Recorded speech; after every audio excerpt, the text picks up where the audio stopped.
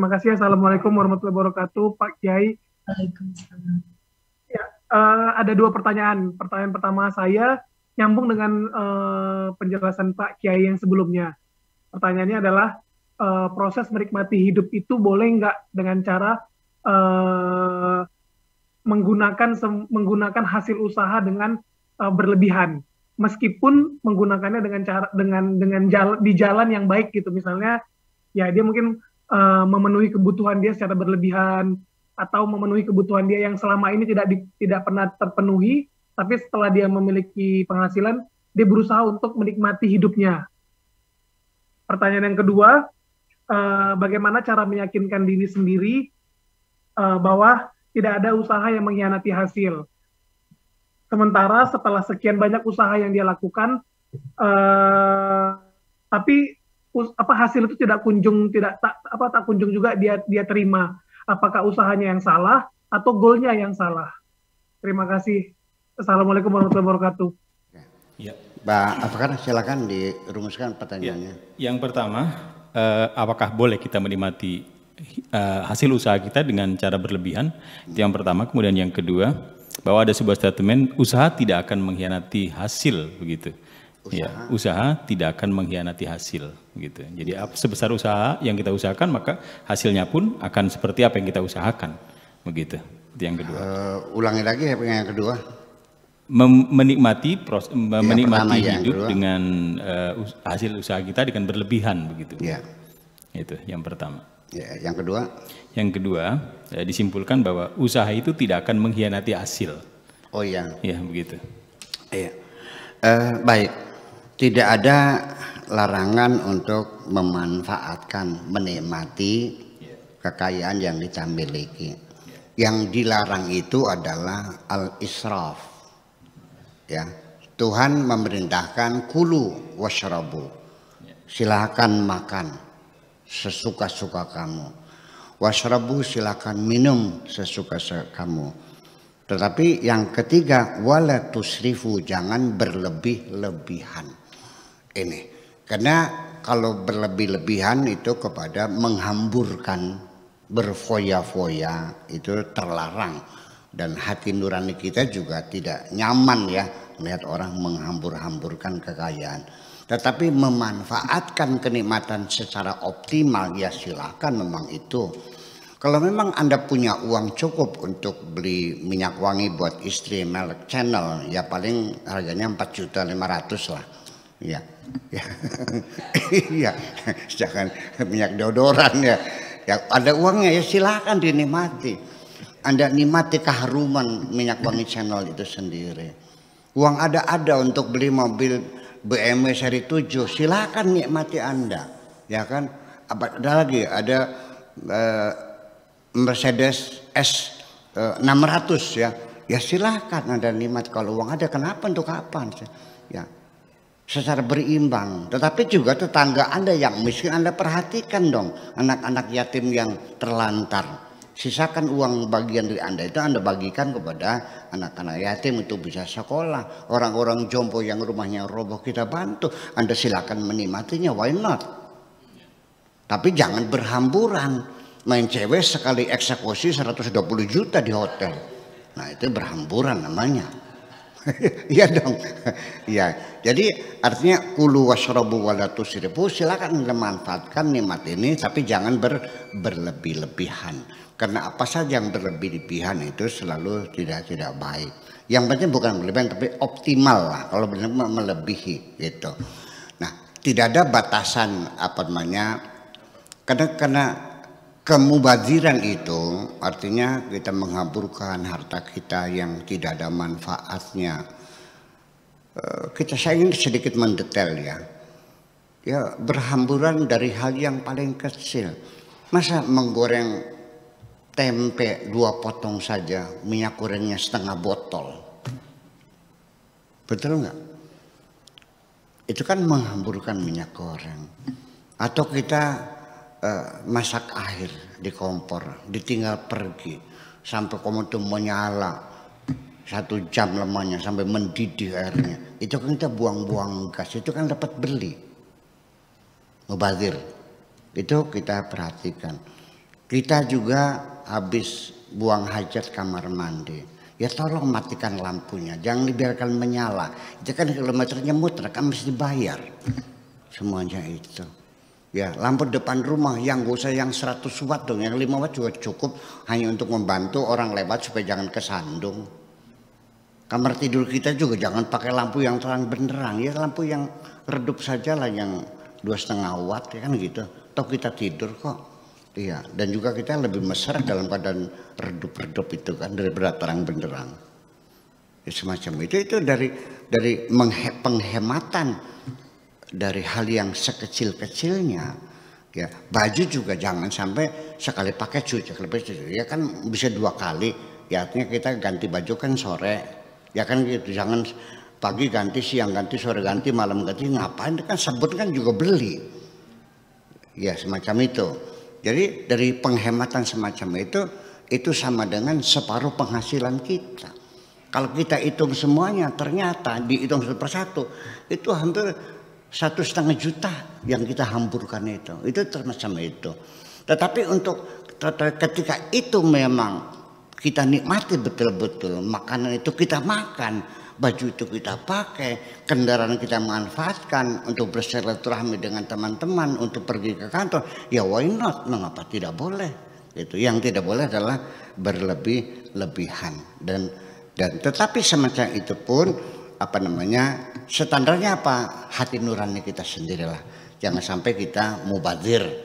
Nah, ancamannya apa? Secara agama, innal mubadzirina kanu ikhwana syayatin. Orang-orang mubadzir itu adalah disebut teman-temannya setan.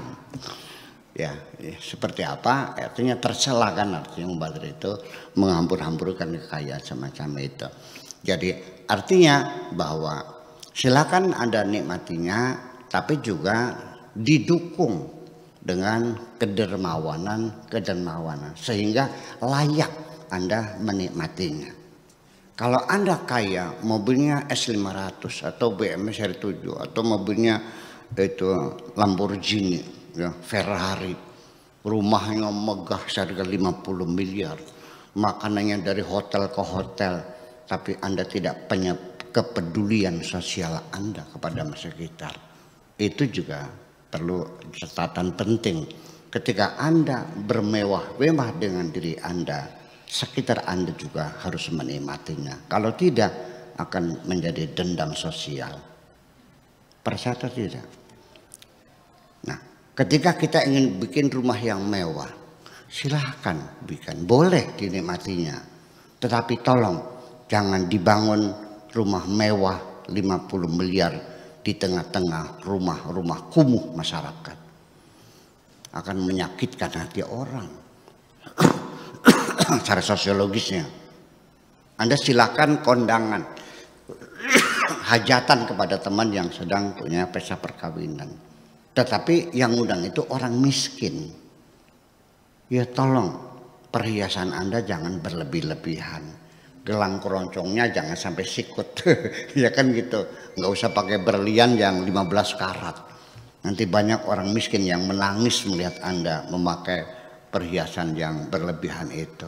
Ya, tapi ketika Anda diundang oleh seorang presiden, seorang menteri, ya silakan pakailah perhiasan yang layak, yang patut sesuai dengan status tuan rumahnya. Jadi artinya bahwa menikmati sesuatu juga ada pertimbangan-pertimbangan sosiologis yang sekiranya tidak menyakiti hati orang. Terima kasih, gitu aja. Satu diksi lagi dulu tentang usaha yang tidak mengkhianati hasil usaha. Ya begini saja, kita berpikir positive thinking saja. Bahwa apapun yang kita lakukan dalam berlogika, bahwa apapun konklusi yang akan kita ambil nanti, itu adalah kita akan melihat premis-premis yang kita bangun. Kemudian setiap premis itu sendiri kita uji kebenarannya dengan beberapa kaidah-kaidah ilmu logika yang diajarkan oleh Aristoteles. Ya, ada kelemahan-kelemahan setiap premis itu. Kalau ini semuanya sudah benar, maka dapat kita pastikan konklusinya pasti benar. Kita juga berusaha kalau langkah-langkahnya sesuai dengan keilmuan prosedurnya, dari mulai surat perizinannya, surat gangguan, izin siupnya, segala macam, NPWP-nya semuanya kita penuhi. Ya kan begitu. Manajemen pabriknya seperti ini, semuanya jelas. Maka kita akan yakin bahwa akan menghasilkan hasil seperti ini. Dan ini bukan tebak-tebakan, tapi ini adalah prediksi berdasarkan standar ilmu pengetahuan, ilmu manajemen, ilmu keuangan, ilmu ekonomi, perbankan dan sebagainya. Itu kita akan mengatakan hasilnya akan seperti ini. Akan tetapi dari sisi akidah umat beragama, kita tidak bisa menentukan hasil secara pasti. Karena di tengah perjalanan ada force major, ada gangguan alam, ada bencana alam, ada kebakaran, ada penipuan, ada ini juga semuanya banyak. Jadi artinya semakin kita mempersiapkan diri melakukan langkah-langkah antisipasi, kita mengandai, berhipotesa, kalau terjadi demikian, kita harus mengatasinya demikian. Kalau terjadi demikian, mengatasi demikian. Artinya kita mengantisipasi dengan prediksi kita yang kita bangun untuk mengurangi kemungkinan akan gagalnya tujuan kita. Tetapi tidak ada satu kepastian. Makanya dalam agama Islam, wa idza azamta fatawakkal 'ala Allah. Apabila sudah rampung, sudah tekad bulat, sudah melangkah, ya di penghujungnya kau serahkan semuanya kepada Tuhan yang menentukan. Karena bagaimanapun juga kita tidak tahu. Anda Pak Afkar, apa Anda yakin besok masih hidup? Apakah Anda yakin apa yang terjadi atas diri Anda?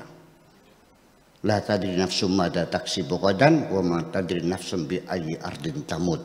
Tidak ada seorang pun yang tahu apa yang akan dilakukan besok, dan tidak ada yang tahu di mana engkau akan mati. Semuanya Allah menentukan. Kalau kita mati, hasilnya apa? Ya, selesai. Semacam itu. Jadi artinya, nah, kenapa sih perlu tawakal?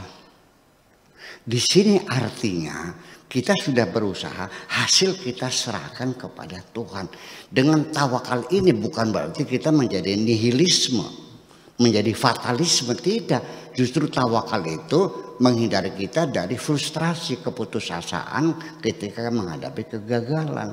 Aku yang merencanakan, tapi Tuhan yang menentukan. Sehingga dengan kembali kepada rasa syukur itu, dengan tawakal itu, kalaupun kita berhasil, kita bersyukur, kita mendapat anugerah Allah. Kalau kita berhasil, kita bersabar pada kesempatan lain. Dan jangan pernah mengatakan gagal. Katakanlah keberhasilan yang tertunda. Mungkin tahun depan saya akan berhasil. Yang penting jangan ada putus asa dalam melakukan apapun juga. Kita berharap sepenuhnya bahwa Allah punya kemampuan untuk mengatakan kun fayakun. Tetapi itu pun persyaratannya yaitu langkah-langkah awal, premis-premis yang kita susun ini sesuai dengan prosedur logika, ya, langkah-langkah bisnis semuanya juga sesuai dengan prosedur ilmu bisnis, sehingga nanti apa yang hasil kita capai. Tetapi nanti harus kita ketahui Pak Afkar, bahwa keberhasilan yang kita harapkan jangan berharap 100%. Selama di dunia ini tidak ada keberhasilan yang kita capai 100%. Yang 100% hanya milik Allah Subhanahu wa taala. Terima kasih. Ya.